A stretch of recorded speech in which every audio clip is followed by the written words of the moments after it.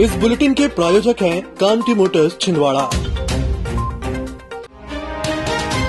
Collectorate कार्यालय में मंगलवार को जन सुनवाई के दौरान रंजना पांडुरना का निवासी दिव्यांग मुकेश वासुराज व्हीलचेयर के लिए आवेदन लेकर पहुंचा था। इस मामले पर कलेक्टर शीतला पटले के द्वारा तत्काल संज्ञान लेते हुए दिव्यांग मुकेश वासुराज को तत्काल मौके पर व्हीलचेयर उपलब्ध कराई गई। व्हीलचेयर पाकर दिव्यांग मुकेश ने कलेक्टर शीतला पटले को धन्यवाद प्रेषित किया। सुनवाई में एक दिव्यांग है जो मुकेश वासुराज राजना पांडुरना का रहने वाला है। यह टोटल 100% दिव्यांग है। इसको व्हीलचेयर की बहुत आवश्यकता थी। आज इसको कलेक्टर मैडम द्वारा व्हीलचेयर प्रदान की गई है। व्हीलचेयर से यह अब अपना दैनिक जो काम है वो आसानी से कर सकता है और यह कुछ पैसे भी कमा सकता है, जिससे अपने परिवार का भरण पोषण कर सकता है। कलेक्ट्रेट कार्यालय में आज जन सुनवाई का आयोजन किया गया, जिसमें कलेक्टर शीतला पटले के निर्देशन में सभी विभाग प्रमुख अधिकारियों के द्वारा सुदूर ग्रामीण अंचलों और शहरी अंचलों से आए आवेदकों की समस्या सुनकर उनका निराकरण किया गया। गर्मी के मौसम में जन सुनवाई पर कलेक्ट्रेट आने वाले आवेदकों के लिए शहर के समाज सेवी दयानंद चौरसिया के द्वारा ठंडी छाछ का वितरण किया गया। ठंडी छाछ पीकर लोगों ने राहत की सांस ली।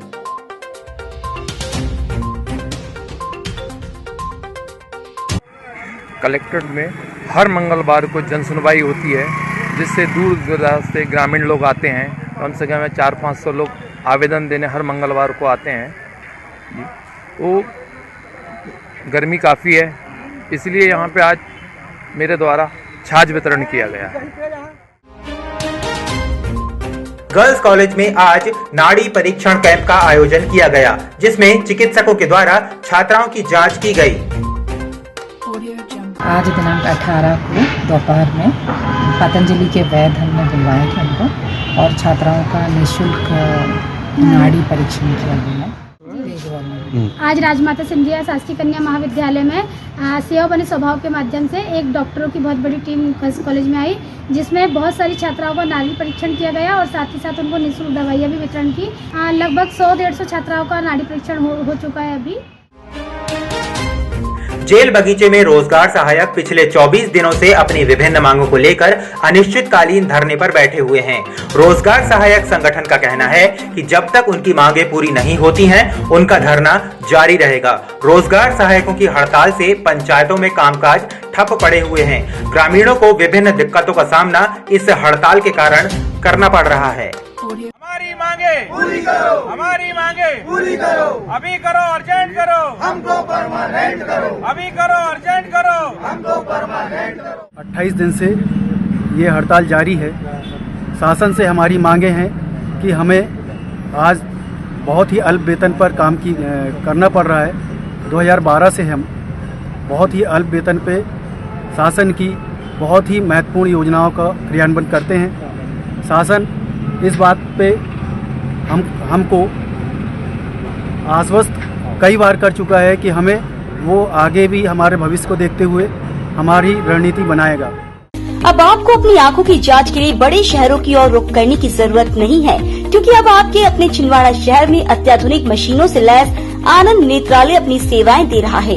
आनंद नेत्रालय में आँख से संबंधित हर बीमारी का होगा इलाज। मोतियाबिंद का ऑपरेशन, लेसिक सर्जरी, डायबिटीज के कारण आँखों में आने वाली बीमारियों का इलाज, ग्लूकोमा यानी कांच बिंदु से संबंधित इलाज, रेटिना का इलाज, फेको पद्धति द्वारा आँखों के ऑपरेशन, बच्चों में आँखों से संबंधित समस्याओं का निदान, नागपुर और वर्धा के विशेषज्ञ डॉक्टरों द्वारा मोतियाबिंद का ऑपरेशन। आनंद नेत्रालय, पाटनी पेट्रोल पंप के पास, छिंदवाड़ा।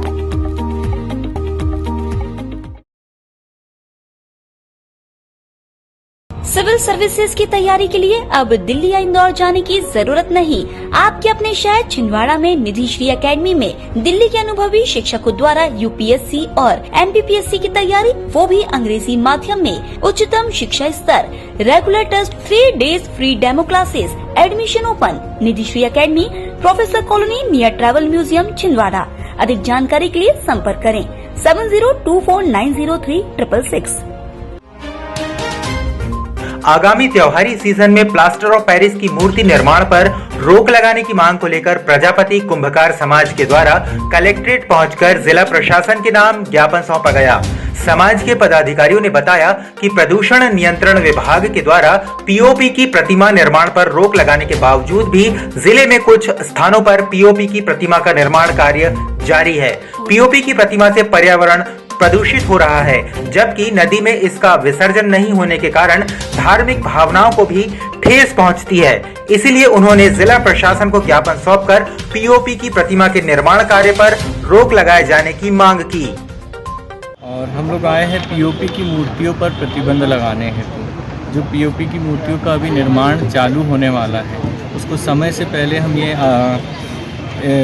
विज्ञप्ति दे के कि समय से पहले वो उसका निर्माण ना जारी हो और समय पे मिट्टी की मूर्तियाँ बिक सकें, है ना। क्योंकि मार्केट में बहुत सारी पीओपी की मूर्तियाँ आ जाती हैं, जिससे प्रदूषण भी बढ़ता है। करके प्लास्टर की मूर्ति बनाकर मार्केट में बेच रहे हैं और अपने संविधान और अपने भगवानों का अपमान हो रहा है। नदी में सिर नहीं रही है, गुल नहीं रही है मूर्तियाँ, और काफ़ी चीज़ों से उसमें आदमी परेशान हो रहा है कि देख के कि यार अपने भगवान पड़े हैं और उसी चीज़ के प्रतिमा की पूजा कर रहे हैं। और अपन खुद ही अपन सनातन धर्म के लोगों ऐसा काम करेंगे तो अपना व्यर्थ कितना अच्छा गंदा भी होगा।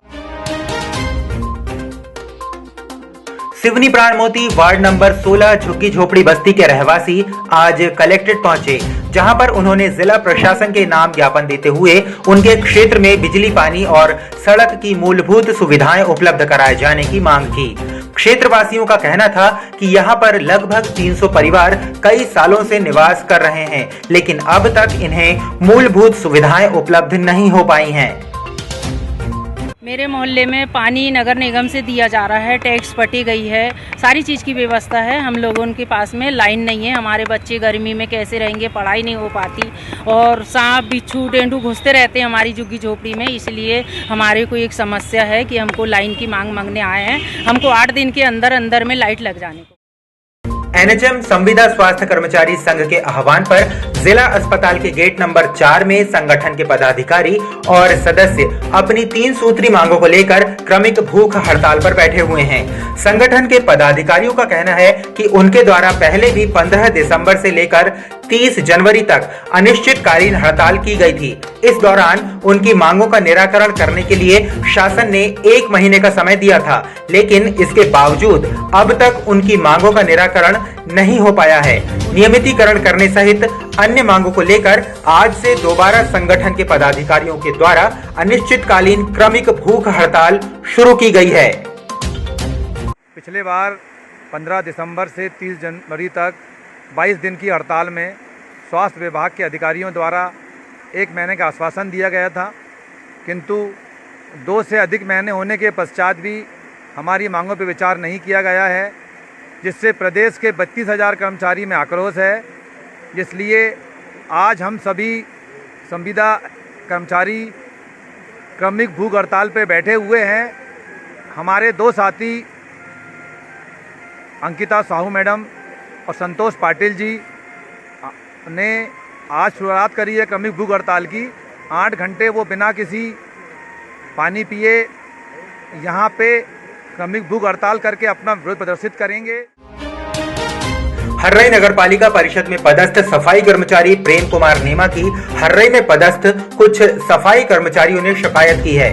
सफाई कर्मचारियों का कहना है कि 5 साल पहले उनकी नियुक्ति के नाम पर सफाई प्रभारी प्रेम कुमार नेमा ने 15,000 रुपए दैनिक वेतन भोगी भर्ती अथवा संविदा में कराए जाने का प्रलोभन देकर उनसे रुपया लिया था, लेकिन उनकी नियुक्ति मजदूरी में कर दी गई है। उन्होंने इस मामले को लेकर जिला प्रशासन से शिकायत की है और न्याय की गुहार लगाई है। तो हमको ये 2018 में भर्ती कराया गया था संविदा पद पर बोलकर, और हमसे श्री प्रेम कुमार नेमा जी ने 15,000 रुपए लिए थे संविदा के पद पर। ये प्रेम कुमार नेमा कौन है? जी हमारे सफाई प्रभारी थे 2018 में। जब हम सीएम साहब के पास गए तो हमें कहा जा रहा है कि हम मजदूरी पद में हैं, और अब जब हम प्रेम कुमार नेमा जी के पास गए हैं कि हमारे 15,000 लिए आपने, हमारी संविदा में भर्ती नहीं करवाई गई, तो उनका कहना ये है कि आप विधायक जी के पास चले जाओ, सांसद जी के पास चले जाओ, थाने में केस कर दो, जो करना है वो कर लो। उनका कहना ये है।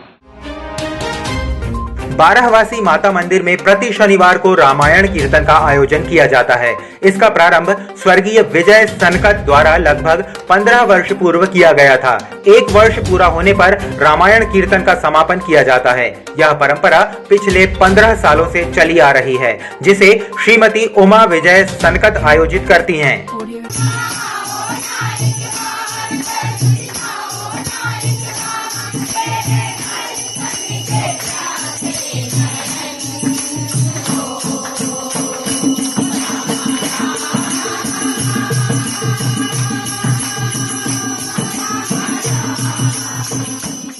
आज ये कार्यक्रम रामायण के समापन के उपलक्ष्य में रखा गया है।